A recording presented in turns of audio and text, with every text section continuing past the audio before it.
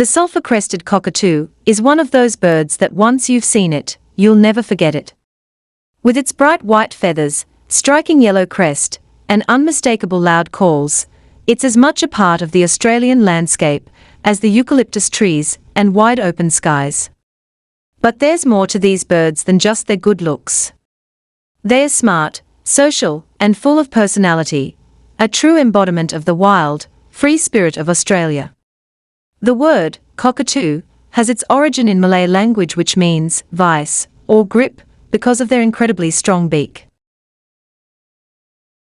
A striking appearance. When you think of a cockatoo, the first thing that probably comes to mind is that bright yellow crest. It's like the bird's version of a crown, something it can raise or lower depending on its mood. When it's excited or feels threatened, the crest goes up, making the bird look even more impressive. The rest of its body is covered in sleek, white feathers that catch the light beautifully, giving the sulphur-crested cockatoo a pristine, almost regal appearance. Their beaks are another thing worth noting. These aren't just for show, they are powerful tools that can crack open the hardest of nuts and seeds. And if you've ever seen one up close, you'll notice their eyes, dark and expressive, surrounded by a pale blue ring of skin that adds an extra touch of character to their faces. Adult sulphur-crested cockatoos are pretty sizable birds, typically measuring between 45 to 50 centimeters in length. They are not just all fluff and feathers either, they weigh in at a solid 800 to 1,000 grams. Males and females look quite similar, although the males tend to be a bit bigger. Where they call home. Sulphur-crested cockatoos are native to Australia, but you'll also find them in New Guinea and parts of Indonesia. In Australia, they are everywhere, from the dense forests of Tasmania to the sunburnt plains of the outback, and even in the heart of bustling cities like Sydney and Melbourne. What makes them so successful is their adaptability. They are equally at home in the wild as they are in urban settings. You're just as likely to see a flock of them perched in a suburban backyard as you are in a remote forest. Their ability to thrive in such varied environments is part of what makes them so common across the continent. These birds are social creatures, often seen in large, noisy flocks. They are particularly fond of open woodlands, riverbanks, and farmlands, anywhere they can find food. In cities, they are a familiar sight, especially in parks and gardens where they often come to forage. Personality in spades. If there's one thing sulphur-crested cockatoos aren't lacking, it's personality. These birds are smart, really smart. They are curious, playful, and always up to something. Whether it's investigating a new object, solving a puzzle, or just showing off by raising their crest and calling out, they are constantly engaging with the world around them. Their intelligence makes them highly social. They live in flocks with a complex social structure, where relationships matter. Within these flocks, there's a clear hierarchy, with dominant birds making their presence known through displays and vocalizations. And vocal they are, these birds can be loud. Their calls are piercing and can carry over long distances. It's not unusual to hear them before you see them. But it's not all about noise and show.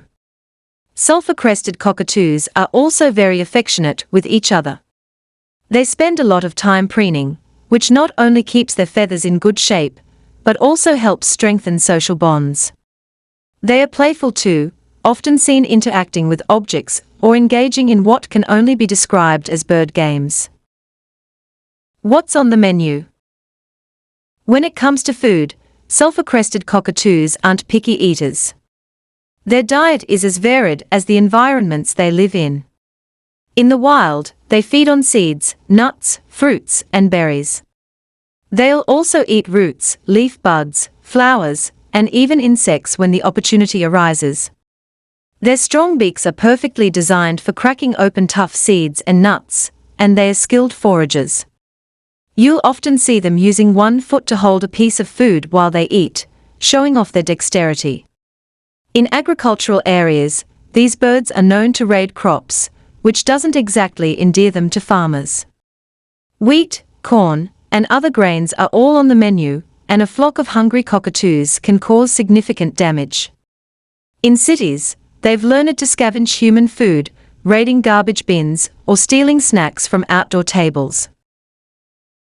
Family life and raising chicks. Sulphur-crested cockatoos are devoted partners. They form monogamous pairs that mate for life, sticking together through thick and thin. The breeding season usually kicks off between August and January, depending on where they are. When it's time to raise a family, these birds look for a good nesting spot, often choosing a hollow in a large tree. The female lays 2 to 3 eggs, which both parents take turns incubating. After about 25 to 27 days, the chicks hatch. The parents are attentive caregivers, feeding and protecting their chicks until they are ready to leave the nest. This usually happens after about 8 to 10 weeks. But even after they fledge, the young birds often stay close to their parents for a while before venturing out on their own.